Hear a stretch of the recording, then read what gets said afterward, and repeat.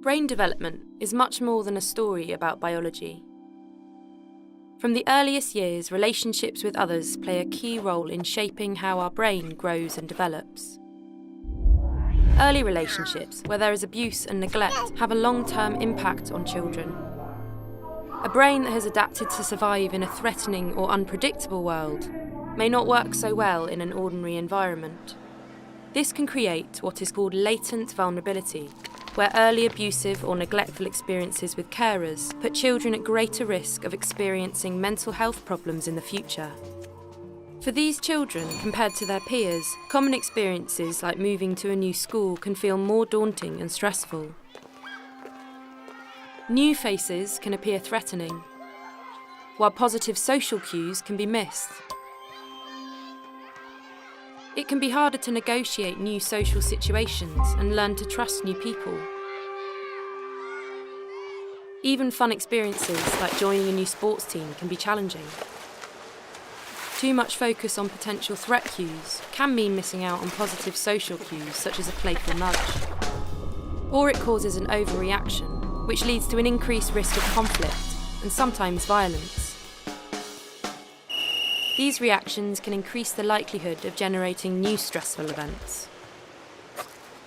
It's harder to deal with everyday challenges when you feel unconfident and anxious inside, and harder to build and maintain relationships. Over time, this can mean a child loses friends and the support of adults, and so misses out on opportunities to grow and develop. This social thinning can increase the risk of mental health problems in the future. Neuroscience research is beginning to shed new light on how vulnerability unfolds over a child's life. All children need care and stimulation from adults who value them and who show them attention and love. These experiences shape a child's brain development. When children face traumatic experiences like abuse and neglect, their brain adapts to help them cope.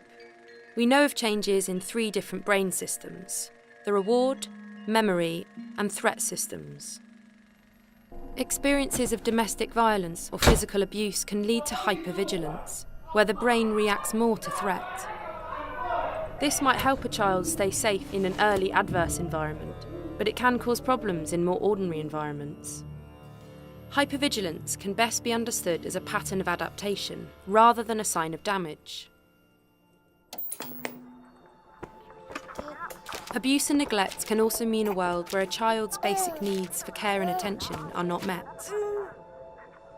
This can shape the brain's reward system, the part of the brain that helps us learn about positive aspects of our environment and motivates our behaviour. Over time, the brain's reward system can learn to respond differently to things like positive social cues. Neuroscience studies have also pointed to changes in the autobiographical memory system, our memory of everyday past experiences. Following trauma, negative memories appear to become more salient, which means they become more prominent than positive ones. And everyday memories can also become less detailed. This is a problem because we need to draw on past experiences to help us deal with new social situations. Neuroscience research is showing how childhood trauma can create latent vulnerability, increasing the risk of later mental health problems like anxiety and depression. This vulnerability is not just located in the child, but arises through their relationships. Helping children who have experienced trauma still requires ordinary boundaries and consequences, but it also requires us to step back and reflect and see behaviour that we find challenging in a different light. A child may simply be doing their best to survive now, with brain adaptations from the past. We know a child's brain has the capacity to continue to adapt. For this to happen, they need our help to build and maintain trusted relationships, manage everyday stresses, and prevent new ones from happening. We need to encourage them to try again and believe things can be different. This is far from an easy task and takes time.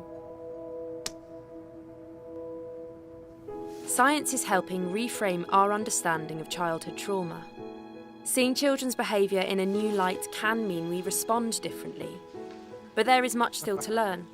Working together, we can develop more effective approaches that promote resilience and recovery. We can help children build trusting relationships and create opportunities for their brains to adapt in new ways.